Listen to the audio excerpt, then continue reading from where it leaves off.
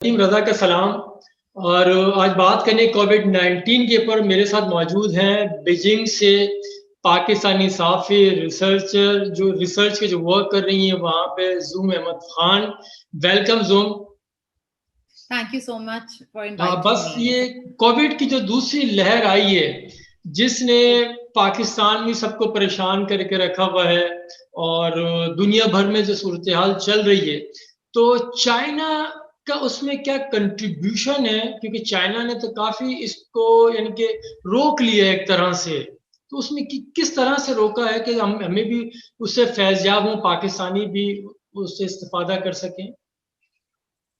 बिल्कुल नदीम साहब, पहली बात तो ये वाकई मतलब जब से कोविड-19 के केसेस पहले चाइना में ऑफिशियली रिपोर्ट होना शुरू हुए, वुहान से ये शुरू हुआ और आपको याद होगा शुरू में लग रहा था पता नहीं ये किस किस्म का वायरस है, पीपल वर सो स्कैर्ड, दुनिया ट्रू, भर में एक तरह से टेंशन की फिजा थी। ट्रू। तब से अब तक अगर हम देखें कि जिस मुल्क में सबसे ज्यादा केसेस पहले रिपोर्ट हुए थे, इतनी एफिशिएंसी के साथ और मैं कहूंगी सबसे ज्यादा बढ़ के इतने डिसिप्लिन के साथ इन्होंने इसका खात्मा तो नहीं किया लेकिन इसको काबू में जरूर डाला। अभी भी हालांकि हम सुनते हैं कि अमेरिका में तकरीबन 11 मिलियन केसेस हैं, हमारे पड़ोस मुल्क में भी कितने केसेस बढ़ते जा रहे हैं, रशिया में भी, ब्राजील में, तब दुनिया भर में, यूरोप में सेकेंड वेव आ रही है, चाइना में भी केसेस रिपोर्ट हो रहे हैं। लेकिन क्योंकि पहले हमने देखा जून में केसेस रिपोर्ट हुए बीजिंग में, वो दोबारा से एक टेंशन की फिजा थी कि फिर से इन्होंने मिलियंस के हिसाब से डेली टेस्ट करना शुरू किए।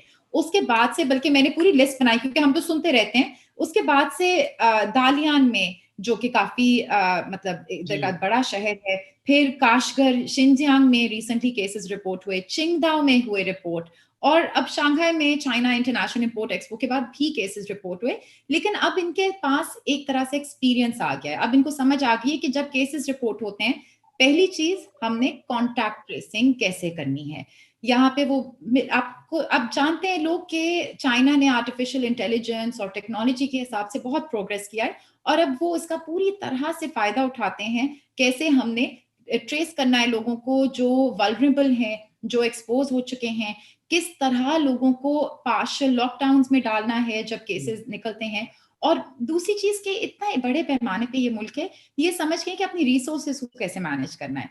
तो यहाँ पे सबसे जरूरी एक और चीज है कि लोगों के पास कंप्लीट ट्रांसपेरेंट और टाइमली इंफॉर्मेशन आती है, और इसकी वजह से बाकी भी जो अब हम उस पर बाद में गुफ्तगू करेंगे कि क्या मेजर्स हैं, क्या जिंदगी है यहाँ पे।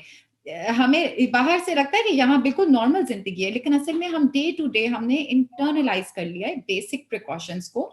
और साथ में हुकूमत ने भी जिस तरह, एक मैं एग्जांपल दूंगी कि फॉरेन मालिक से जो भी लोग आते हैं तो उन पे भी थोड़ी रिस्ट्रिक्शन है, कौन क्वालिफाइड है आने के लिए। जो भी लोग आते हैं उस रिस्ट्रिक्शन के बावजूद उनके लिए 2 हफ्ते का स्पेशल फैसिलिटीज में क्वारंटीन का है बंदोबस्त। जैसे सबसे पहली बात। आप जैसे अभी बता रहे थे ना, सारी इन्फॉर्मेशन दी आपने, इसमें बहुत ही यानी पाकिस्तान के लिए मैं अपने लिए पूछना चाह रहा हूँ लोगों के लिए कि वहाँ पे चूज एंड पिक, यानी कि सबसे पहले जो लोगों को जो मुआशरे के अंदर मौजूद हैं जिनमें कोविड के सिम्टम्स हैं, उन्हें आइसोलेट करना, ये सबसे इम्पोर्टेंट फैक्टर है। तो वहाँ पे इसका क्या तरीक़ेकार राइज है? रैंडमली होता है या फ्री ऑफ कॉस्ट है या चार्जेस होते हैं? किस तरह से लोगों को वो किया जाता है?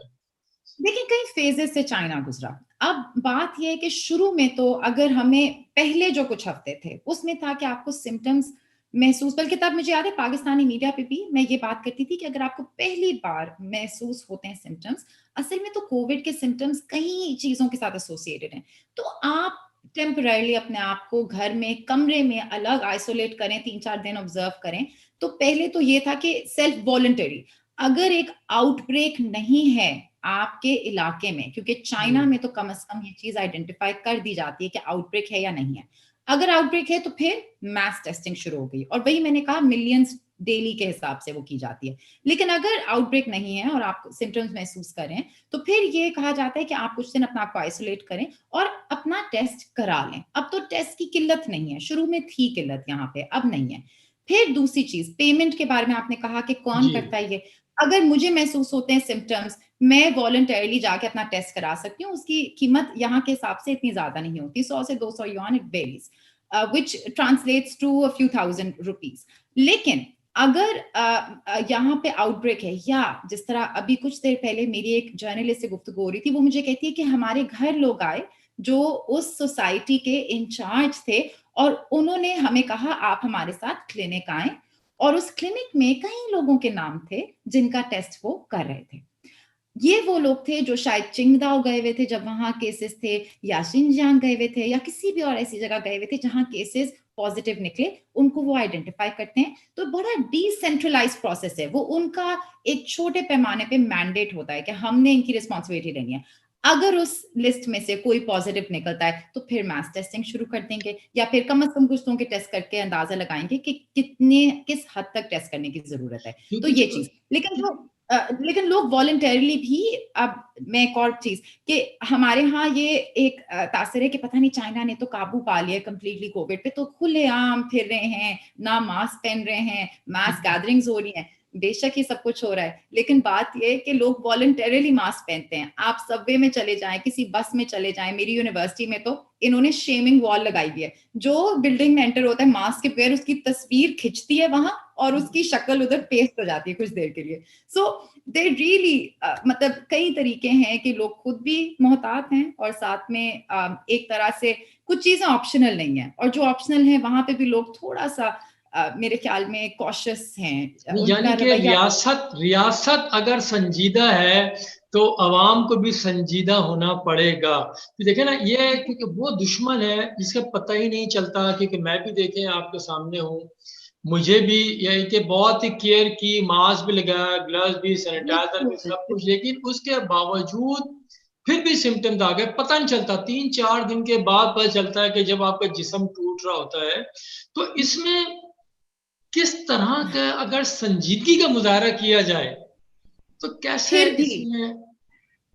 नदीम साहब वही बात है, मतलब आपकी हिम्मत है, मैं तो शुरू से कह रही हूँ, जो हमारे एक तो फ्रंट लाइनर्स कंसिडर किए जाते हैं, जो लोग डॉक्टर्स हैं, हॉस्पिटल्स में काम कर रहे हैं, एक उनकी बड़ी कंट्रीब्यूशन है, लेकिन जो मीडिया के लोग हैं, जो इसके बावजूद आप कवर कर रहे हैं, आपकी वजह से लोगों को पता चल रहा है कि क्या सूरत हाल है, और आप you tested twice, you tested positive, मतलब नाउ, एंड आप फिर भी अब यहाँ पे इंटरव्यू करें ताकि लोगों तक एक पॉजिटिव मीनिंगफुल मैसेज पहुंचे। तो इसमें आपकी बहुत हिम्मत है, और मैं ये भी समझती हूँ कि मुझे शुरू में लगता था, मैं जब चाइना में थी मुझे लगता था हम एक मुश्किल से गुजरे हैं, लेकिन जब मैंने पाकिस्तान में, मेरी अपनी फैमिली, मेरे वालिदैन, मेरे बहन भाई पाकिस्तान में सब जानने वाले, वो तो एक इनडेफिनेट चीज से गुजरे हैं, क्योंकि मेजोरिटी लोग जब नहीं एहतियात करेंगे, जब नहीं ध्यान रखेंगे, तो जो लोग प्रिकॉशन लेते भी हैं वो भी विक्टिम्स बनेंगे।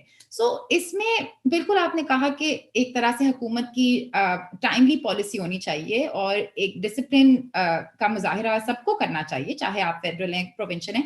लेकिन मैं ये कहूंगी कि पाकिस्तान ने फिर भी साउथ एशिया में बेहतरीन तरीके से इसको हैंडल किया है, और अल्हम्दुलिल्लाह हमारे लोगों के इम्यून सिस्टम की बात है या क्या वजूहात हैं कि we are recovering faster, but still जो लोगों का रवैया है वो हर जगह बेहतर हो सकता है। चाइना में एक जनरल, मतलब लोग शायद सार्स से भी गुजर चुके थे, लेकिन इनमें कलेक्टिविज्म की ही एक सोच है। अब अमेरिका में, यूरोप में, आप कई ममालिक में देखें, लोग कह रहे हैं कि हमारा हक है कि हम मास्क ना पहने। आप हमें कैसे जबरदस्ती कुछ करवा सकते हैं, आप हमें कैसे घर में जबरदस्ती बिठा सकते हैं? यहाँ पे ये सवाल उठते ही नहीं है, क्योंकि लोग इस तरह सोचते ही नहीं है। तो पाकिस्तान में भी हमें सलाहियत है कि हम सबके बारे में सोचें, हम भी फैमिली ओरिएंटेड हैं, हम एक सोसाइटी में अपना आपको एक, मतलब इंडिविजुअलिज्म नहीं, कलेक्टिविज्म हमारी सिस्टम में है, हमारे दीन में है, हमारी नेशनैलिटी में है। तो हम भी अगर कोशिश करें तो एक बेहतर तरीके से इसका सामना कर सकते हैं। ये भी उसी के साथ लिंक करता है कि सफाई निस्फ ईमान है, क्योंकि सफाई होगी तो फिर ये चीज नहीं आ सकती। तो इसमें बस एंड पे आपसे पूछूंगा कि एक डराने के लिए नहीं, लेकिन लोगों को आगाही की खातिर ये बताएं कि कोविड-19 के साथ हमने जिंदगी कब तक गुजारनी है। ये सवाल बहुत मुश्किल है, लेकिन मैं ये जरूर कहूंगी कि देखें, कोविड-19 के साथ भी एक बेहतर जिंदगी गुजर सकती है। आज अगर हम कोशिश करें, देखें, the glass is either half full और हाफ एम्प्टी। हर सिचुएशन में या मतलब आप पॉजिटिवली सोच सकते हैं, क्योंकि जिंदगी तो हमने गुजारनी है। 2020 गुजर गया, कभी हम सोच नहीं सकते थे कि हम बस अपने शहर तक महदूद रह जाएंगे, हम ट्रैवल नहीं कर सकेंगे। और मतलब सबसे मुश्किल बात कि हम में से कितने लोगों ने, मतलब मेरी timeline is full of people who are suffering because of this. हम कुछ ऐसे खुशकिस्मत लोग हैं जो मतलब किसी तरह नॉर्मलसी की तरफ अपने आप को या तो माइंडसेट के थ्रू लेके जाते हैं, या हम शायद वाकई खुशकिस्मत हैं। लेकिन मैं ये कहूंगी कि अभी भी if we want to see the glass half full, number one China की नहीं बल्कि और भी ममालिक की मिसाल है, पाकिस्तान की भी मिसाल है। पाकिस्तान में भी हमने काफी हद तक चीजें काबू में डाली हैं।